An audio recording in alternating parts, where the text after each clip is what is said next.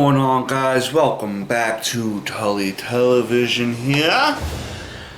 Today we're going to be doing the first episode of the What If series that dropped on Disney Plus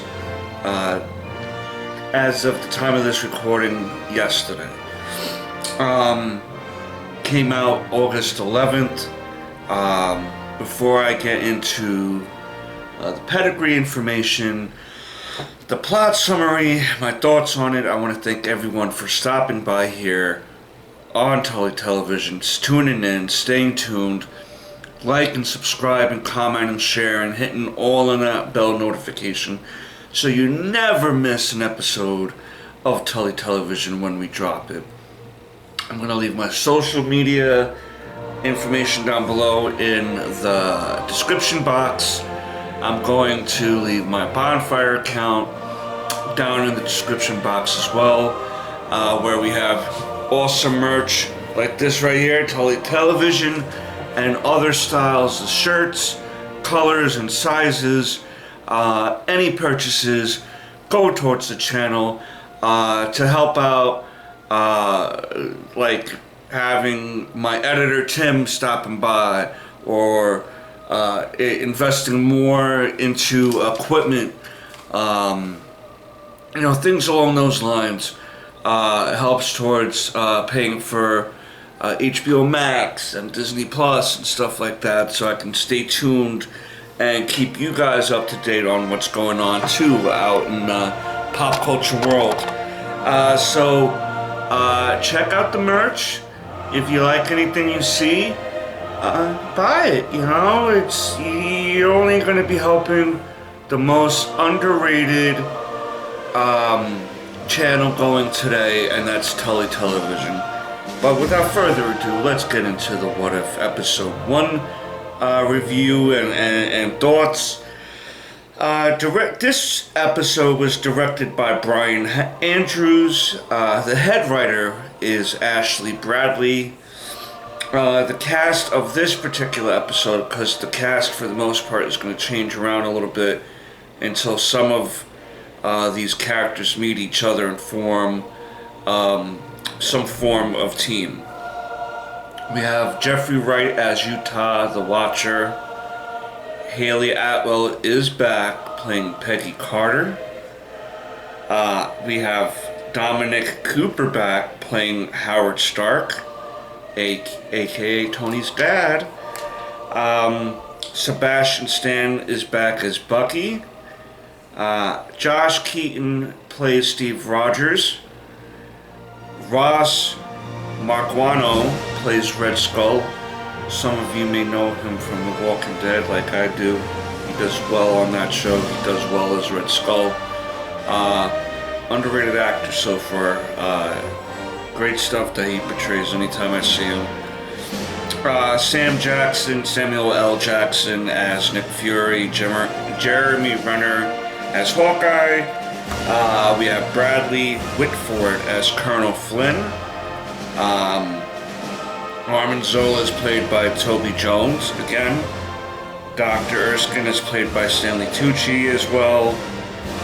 Neil Donahue is back as Dum Dum Dugan.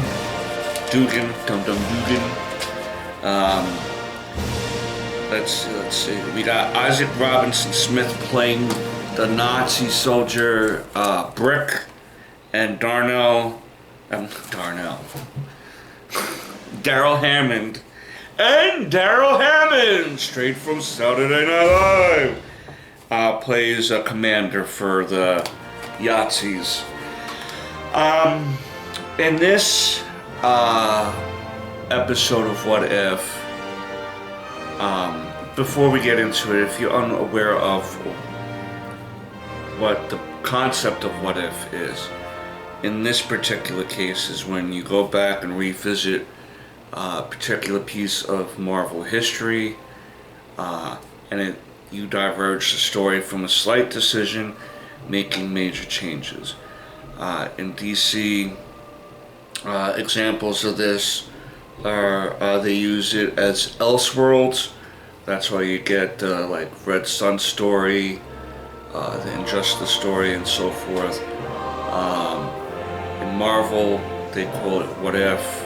Some of the more famous What If stories is what if Peter Parker and Mary Jane had a daughter, and that spawned the Spider-Girl series, and that lasted like 100 issues, and they made like a little universe out of that. So there has been some really stellar What If stories, and I'm hoping to see some episodes that are stellar in this series. Unfortunately, I have to say that this first episode doesn't quite do it for me. But I'm going to start off with the positives first before I get into the negatives about it. I think Kaylee Atwell did well. Man, she is such a gorgeous woman and a talented actress. She's done so much and has been so much involved in the MCU without even really being acknowledged. She did the Agent Carter series. She's kind of been an integral part in Steve's life with everything he's done from being revived, since being revived back from the ice. Even saving the world. He was, wanted to make a better world for Peggy. Also, like, she did well with the material given to her. I think everyone, given what was written for them, did well. I would have to say, outside of the acting, things start to fall apart a little bit for me. The animation reminds me of PS2 type of, PS3, PS4 type of game, video game cutscenes. The only one I can think of more recently that I've personally played within the last few years by Telltale Games is the Walking Dead games with Clementine. Great series of video games if you never played it. Clementine, I'm a little mad, never made it into the major shows. That's how much I love Clementine. Clementine is one of my favorite Walking Dead characters. But the animation reminds me of that game, and Disney being the quote-unquote king of animated movies and shorts and stuff, some of the lighting in the animation was good, but as far as the animation itself, I found it very, I wasn't big on the animation. I did like the design of the Hydra Stomper. I did like the design of Peggy's costume. I thought those were nice designs. Basically the Hydra Stomper is, Iron Man Prototype 1, basically. And instead of naming it the Hydra Buster, which I'm glad they didn't, they named it the Hydra Stomper. But how it goes is Peggy decides to stay in the lobby of the experiment when Steve was about to go into the machine. Peggy notices the assassin quicker, being that she was closer. Before he blows up everything, she starts rushing him. Ernstine dies immediately, and Tommy Lee Jones's character doesn't say anything, but he went to go after the assassin and got shot and died himself.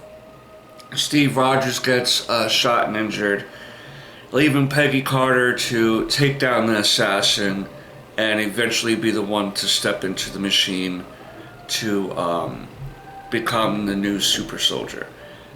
Because then everything would have been a waste, and it would have been years and years since again that they would have this opportunity to try to create a super soldier to try to end the war against Hitler. Now, the character of, let's see here, I want to make sure I'm getting this right. The Colonel Flynn character obviously had some very old school ways of thinking. You're a woman, we can't send you out to the front line, you break a nail, all these shenanigans that you want to talk about, women, the stereotypes, alright? Go make me a sandwich, this, that, the other thing. As much as I love those little jokes on everybody, even myself, I'm Irish, and I always, what do you call an Irish breakfast? A six-pack and a potato. You know what I mean? Like, I only can say that joke though, you better not. I love little jokes like that. I get, like, you know, stereotype jokes are not what's popping on the streets these days, but I think it was funny. Because it's so stupid, it sounds silly, you know what I mean? Like, Jesus Christ, dude, shut up. Like, she's okay. Now, as far as how Peggy looked after the transformation was disappointing because I know looks aren't supposed to matter, and but Haley Atwell in real life, if you look at her, is a very curvy woman. Okay, she does have a heavy set on top. You know. It's there, you know, the way she dresses and stuff. If you look at any of her dresses that she wears that are low cut and stuff, you can see that she's of ample size. Her mammary glands there, okay? But she came out looking like how Steve Rogers looked. And listen, Steve Rogers, when he went in, was small, right? And he came up proportionately like a man. Haley Atwell went in as a woman and came out proportional like a man. But she's not a man. She needs to come out proportionate to her own body type and body frame for me to take it a little bit more realistic. I don't understand in today's world where they think that woman being equal means woman being a man, and no, it doesn't quite work out that way. A woman can still be strong, independent, an ass kicker, a neck snapper, a cash checker, a check casher, and still look feminine, okay? Gina Carano is a prime example of a real-life woman who's curvy, looks strong, looks like she can legitimately kick your ass. You know what I mean? Simone Biles is another athlete. That's a woman who is cut, in shape, but has a beautiful woman's body also that, you know, you can tell she's a woman. But she's cut and she looks like she can wallop a average Joe guy. You know what I mean? If Gina Carano wanted to fight me, she's a trained MMA fighter. I kind of would be in trouble. I might get some good wallops in because of my size being bigger with my weight. But that doesn't mean I'm going to be able to beat her in a fight. She'd probably put me to sleep in 5 minutes. You know what I mean? So there's women out there that can legitimately beat men up and look like a woman still. So I wasn't big on how Haley Atwell's character looked coming out of the machine. Some of the action sequences, though, were great. You know, I thought it was kind of cool when she was getting mad, talking to Steve as he was doing physical therapy. She was getting mad she wasn't gonna be put out in the field, and she does this little kickflip thing with a heavy weight, and she flings it like the shield, and it gets stuck in a wall, and that was like a 25-pound, 50-pound dumbbell plate. Now, I'm not saying people can't pick that up, but try kick flipping that up 4 feet up in the air so you can catch it and then fling it like a frisbee.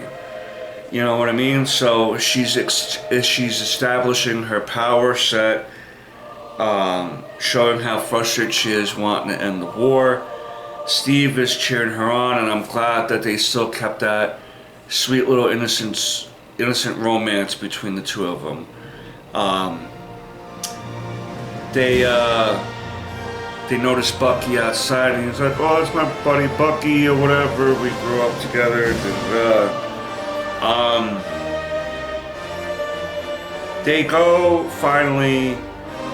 She goes on this mission finally to get the Tesseract because they come across Armanzola and some guys, and she kicks their butt. She learns what Red Skull is up to, and they get the Tesseract. Now, just remember this part that I'm going to say about the Tesseract, okay? They have the Tesseract. Now, through the information they get through Armanzola, because now Captain Carter is becoming a little bit more well known for her antics, so to speak, beating up Hydra and the Yahtzees.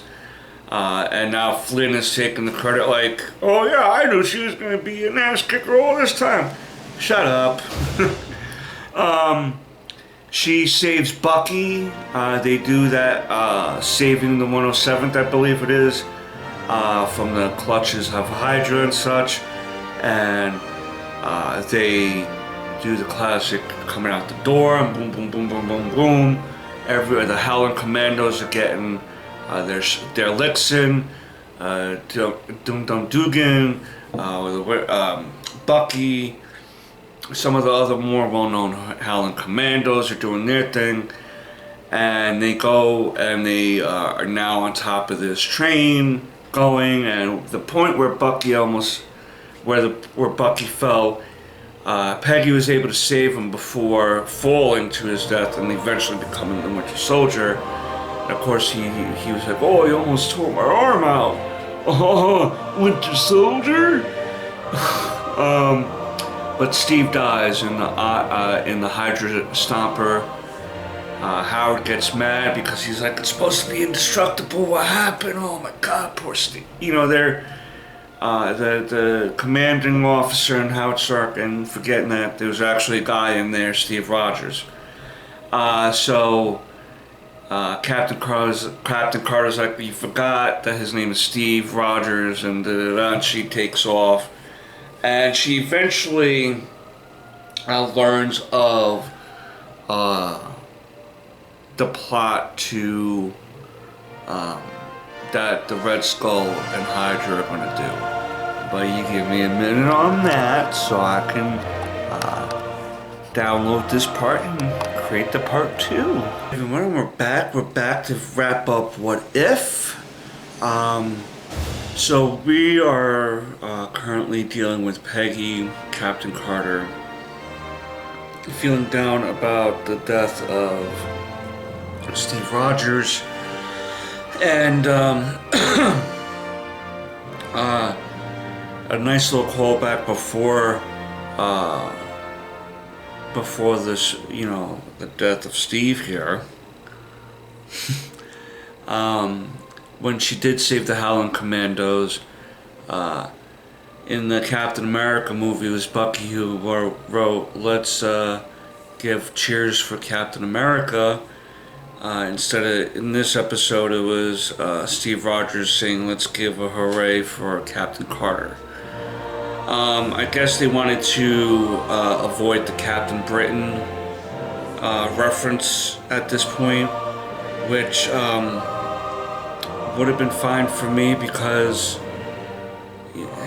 you know, I know they're trying to probably bring Captain Britain, Brian Broderick, into the MCU eventually, which someone said Henry Cavill could play that, could pick Jordan. I don't think so.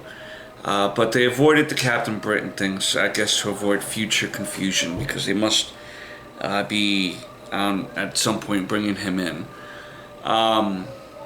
and they must have plans for Peggy Carter's character as Captain Carter. But I digress. She creates a team, gets a team. It's pretty much the Howling Commandos, and they're gonna go storm the castle that the Red Skull and Hydra has been at. Now, major plot hole for me here. Okay, you see Peggy Carter running through the Black Forest, getting into the castle, and this and that, and the Howling Commandos doing their job. She takes the high road, they take the low road, and they're gonna shake hands in the middle, so to speak. And she comes across Red Skull and Hydra, and they have the Tesseract back. Now, the last I seen of the Tesseract in the episode was at the American base, or whatever, the Allies' base. How did Red Skull and them get the Tesseract back? To create this portal where the squid monster was coming through, alright? The King Calamari, alright? Forget about it. Calamari, man, what is this? This is rubble.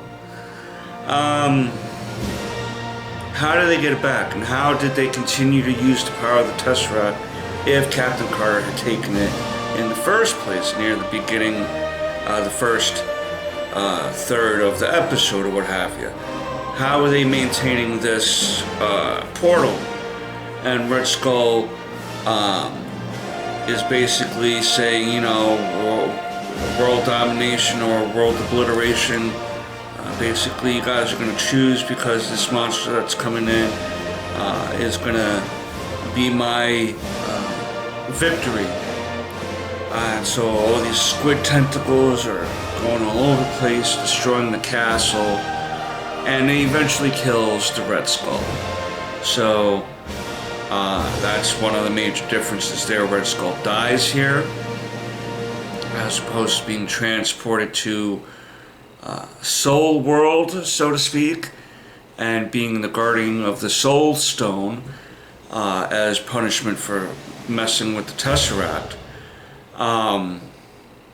He just completely gets crushed by the squid creature, and basically we find out that Steve Rogers is still alive, okay? And the Hydra Stompa suit is still great. It's still in great condition. Captain Carter made Howard Stark go with them to help with the machine eventually, because that would be his expertise. He was happy to see Steve and the suit in one piece still. Now, I am a little disappointed that they made Steve reappear, because I was hoping that they would have chose the Winter Soldier program for him and seen how that would have been a Winter Soldier Captain America, or Steve Rogers, so to speak. That would have been an interesting thing to do, but instead they made him live and help save the day. Basically, the Howling Commandos and Steve Rogers and Howard Stark are like, the suit now is out of gas, power, whatever you want to call it. The Howling Commandos can only do so much against that squid creature. Howard Stark has to maintain the control center, the console, in order to keep the machine sucking through to bring the squid creature out of here, you know what I mean? And he has to maintain that, so it's basically up to Peggy to save the day, and her and Steve do the reversal of Save Me a Dance type of thing near the end, and Peggy pushes the squid creature through the portal, and it closes behind her, and within a few moments later we see her coming into 2012. Okay, it's in the basement that we've seen Sam Jackson and Hawkeye in. In the first Avengers movie, where Loki comes through and takes control of the Tesseract and Hawkeye, and the Doctor from the Thor movie. Here, Captain Carter comes through the portal in that same area, but seems maybe days later because it's only Sam Jackson, Nick Fury, and Hawkeye there. And their portal comes on, she comes rushing through, and Nick Fury's like, who are you? And Hawkeye's like, that's Captain Carter. And she's like, where am I? What happened? And this and that. And I was fighting this creature, and next thing I know, I'm here. What's going on? Where am I? And she was informed that she's in, 2012, basically. They didn't say you're in 2012, but they're like, you're in the future or whatever. The war's done, we won. And she seems she showed up a couple days before Loki would make his appearance there. If that's how that universe works. We don't know. But because of all those changes, so many ripples as it is now, who knows what would happen at that point. But we see this disappointment on her face and realizing that she'll never see Steve again or anything that she loves. And that's where we kind of leave off the episode. The episode felt rushed a lot. They glossed over a lot, and we don't need to know every single little detail. If we're understanding, if we've seen Captain America, the first Avenger, we understand what happened before that decision she made to stay. We know all that, okay? Everything that's different happens after the decision she made to stay. We get that, okay? That's not the full issue here. But no Captain Carter versus Red Skull fight, a hand-to-hand fight. Very disappointing because Red Skull has been such an integral part in Captain America's history. And I get he's not an integral part in Peggy Carter's history, but the concept is the same. You're the super patriot of not only her country, England, but of the world, alright? The shield is meant to shield the world, not just herself, okay?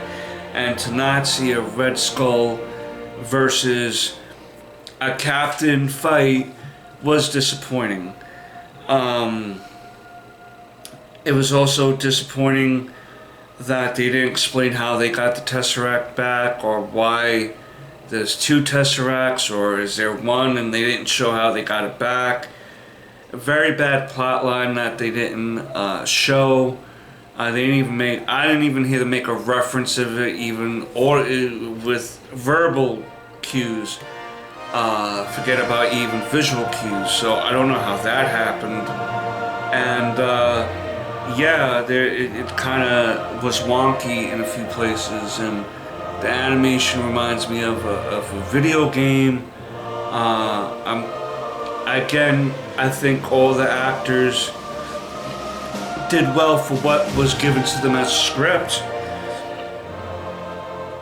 But I'm not liking how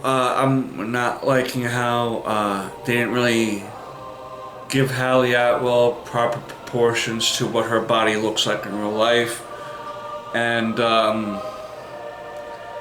yeah, it's kind of a wonky start to me again.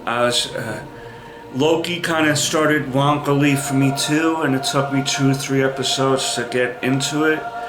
And it kind of seems like maybe this is going to be a similar thing for What If for me, if they're going to continue to gloss over major things and not really improve on some of the animation.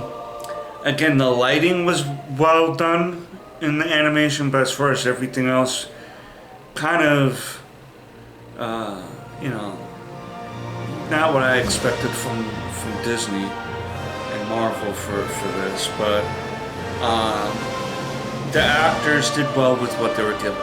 That's what I'm going to say. That was the shining point of the episode. The commanding officer Flynn was a great bounce off because, you know, he was such a jerk and stuff. I'm gonna give this first episode of What If a 6 out of 10. Good, entertaining, but a lot of gloss over. That lack of a Red Skull hand-to-hand fight with Captain Carter was let down, and kind of disappointed on not the costume design of Hallie Atwell, but the general design of her was disappointing. They think that a strong, independent woman needs to look like a man, and that's kind of counterproductive, I think, in my opinion, of what you're trying to do with feminism. But I digress. It was a good look into how women were viewed, in a sense, even though that still didn't make sense to me, because there was woman. A prime example of this is B. Arthur, the actress. She was in World War II, and she was a transport runner in a lot of dangerous situations, running guns and supplies to soldiers from base to base, from battlefield to battlefield. And she faced some real life endangering situations, and she was a woman. You know, there were women in World War II that were not fighting on the front lines, but were putting their life in just as terrible situations as the men. And yes, it wasn't few and far between as it is now, granted, yes. For every B. Arthur who was a female kick-asser, badasser in World War II, there was 50 men, you know what I mean? Doing the same thing, I guess. So I get that. But I'm glad that we can see that she was able to prove herself. This was around before the time of first wave feminism started taking foundation in America here and in the world. But yeah, 6 out of 10 for me on this first episode of What If. I'm going to continue reviewing the show for you guys. I want you to give me your favorite What If story down below, and if it's not a story that's been explored yet, let me know what your choices would be for a What If story. I want to thank you again for stopping by, liking, commenting, sharing, hitting all on that bell notification. Again, stop by Tully Television on Bonfire. It's only with you guys that we can go straight to the moon, baby! Straight to the moon. And until next time, guys. I don't know what else to say until next time. Peace, Snookums.